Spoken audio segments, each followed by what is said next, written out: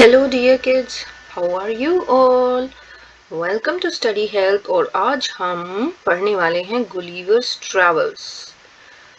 इस स्टोरी के थ्रू आपको इंट्रोड्यूस कराया जा रहा है ऑटोबायोग्राफी से। अब ऑटोबायोग्राफी क्या होती है, चलिए इसे पढ़कर जान लेते हैं। When a person tells the story of his life in his own words, it is called an autobiography. जब कोई इंसान अपनी जिंदगी की कहानी अपने खुद के शब्दों में सुनाता है तो उसे ऑटोबायोग्राफी कहते हैं। Gulliver, a sailor, was once caught in the land of giants.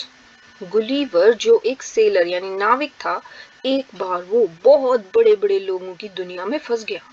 This is how he describes his experience और इस तरह से वो अपने अनुभवों को बयान कर रहा है। On the 16th of June 1730, we discovered land. 16 जून 1730 को हमने एक नई जगह की खोज की। Our captain sent a dozen men with vessels for water, if any could be found.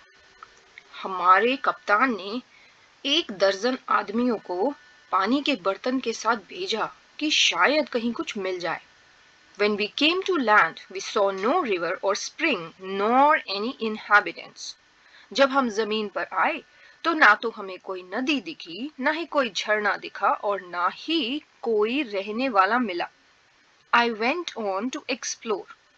मैं आगे और खोज करने के लिए बढ़ा। The country was barren and rocky. वो जगह, वो देश बिल्कुल ही सुनसान और पत्थरों वाला था। I turned back to join the crew, only to see them getting into the boat and rowing for life to get to the ship. और मैं तो वहां डर और हैरानी के मारे रुक ही गया और अपने आप को छुपाने के लिए भागा। He called in a voice much louder than a trumpet. वो उतनी ऊंची आवाज में बोला जितनी ऊंची आवाज एक भोंपू की होती है। It sounded like thunder. वो बिल्कुल बिजली के गरजने जैसी आवाज थी। 7 monsters like him came towards the fields ready to reap the corn. उसी की तरह के 7 और राक्षस खेत की तरफ आए मक्का को काटने के लिए। They carried a reaping hook which was very big. उनके हाथ में काटने वाला एक हुक था जो बहुत बड़ा था। When one of the reapers approached where I lay hidden, I screamed as loud as I could. जब उनमें से एक मेरे पास पहुंचा जहां मैं छुपा हुआ था, तो मैं इतनी जोर से चिल्लाया, जितनी जोर से मैं चिल्ला सकता था मैं चिल्लाया। The creature stopped reaping, picked me up between his thumb and forefinger, and brought me close to his eyes, 60 feet above the ground. वो प्राणी रुक गया, उसने काटना बंद किया और उसने मुझे अपने अंगूठे और उंगलियों के बीच में उठाया और अपनी आंखों के पास लेकर आया। उस वक्त मैं जमीन से 60 फीट ऊपर था। He looked at me with curiosity and blew my hair aside to get a better view of my face. वो मुझे हैरानी से देख रहा था और उसने मेरे बालों को फूंक मारकर पीछे किया ताकि वो मेरा चेहरा अच्छी तरह से देख सके। He called his friends and gently placed me on the ground. उसने अपने दोस्तों को बुलाया और मुझे आराम से जमीन पर रख दिया। They all sat on the ground to take a good look at me. वो सब जमीन पर बैठ गए मुझे अच्छी तरह से देखने के लिए।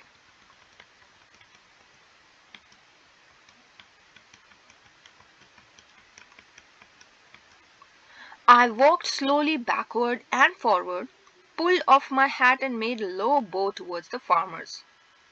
मैं धीरे से आगे पीछे होने लगा।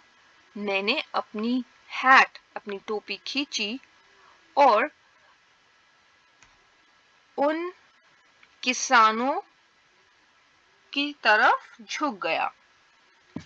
I tried to speak to them loudly in several languages.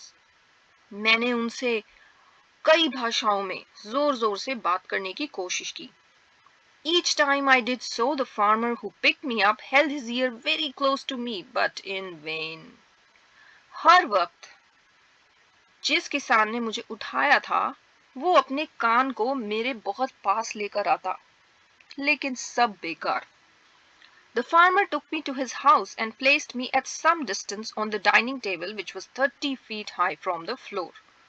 वो किसान मुझे अपने साथ अपने घर ले गया और उसने मुझे एक खाने वाली टेबल पर, खाने वाली मेज पर रख दिया जो जमीन से 30 फीट की ऊंचाई पर थी. Dinner was brought for the farmer in a dish which was 10 feet in diameter. उस किसान के लिए जब रात का खाना लाया गया तो उसका जो बर्तन था वो 10 फीट डायमीटर का था. The farmer's wife crumbled some bread and placed it before me. किसान की पत्नी ने थोड़ा सा ब्रेड के कुछ टुकड़े करके मेरे सामने रख दिए. In the middle of the dinner, I heard a noise behind me. खाने के बीच में मुझे अपने पीछे से एक आवाज सुनाई दी. It was the purring of a cat that was 10 times larger than an ox. ये एक बिल्ली की आवाज थी जो एक बैल से भी 10 गुना ज्यादा बड़ी थी. The farmer's wife was stroking him. किसान की पत्नी उसे प्यार से सहला रही थी. Then entered the farmer's 1-year-old son in the arms of a lady. तभी वहां किसान का 1 साल का बेटा आया जिसे एक औरत ने अपने हाथों में उठाया हुआ था. On seeing me, the child grabbed me from the table and put my head into his mouth. मुझे देखते ही उस बच्चे ने मुझे मेज से उठा लिया और मेरा सर अपने मुंह में डाल लिया. I shouted so loudly that the baby dropped me. मैं इतनी जोर से चिल्लाया कि उस बच्चे ने मुझे वापस गिरा दिया. I would have broken my neck if the mother had not held her apron under me. मेरी तो गर्दन ही टूट गई होती अगर माँ ने मुझे अपने एप्रन से नहीं पकड़ा होता तो. Later she put me on her own bed and covered me with a clean white handkerchief. बाद में उन्होंने मुझे अपने बिस्तर पर लिटाया और मेरे ऊपर एक साफ सफेद रुमाल रख दिया. I slept dreaming of my home, my wife and my children. मैं अपने घर, अपनी पत्नी और अपने बच्चों के बारे में सोचता हुआ, सपने देखता हुआ सो गया. Adapted from Jonathan Swift's Gulliver's Travels. ये कहानी जॉनथन स्विफ्ट की गुलिवर्स ट्रैवल्स से ली गई है. बच्चों वैसे तो ये कहानी आगे और भी है, शायद आपको आगे की क्लासेस में कहीं पढ़ने को मिलेगी, लेकिन यहाँ क्लास 5 के स्टैंडर्ड के हिसाब से इसे यहाँ पर रोक दिया गया है.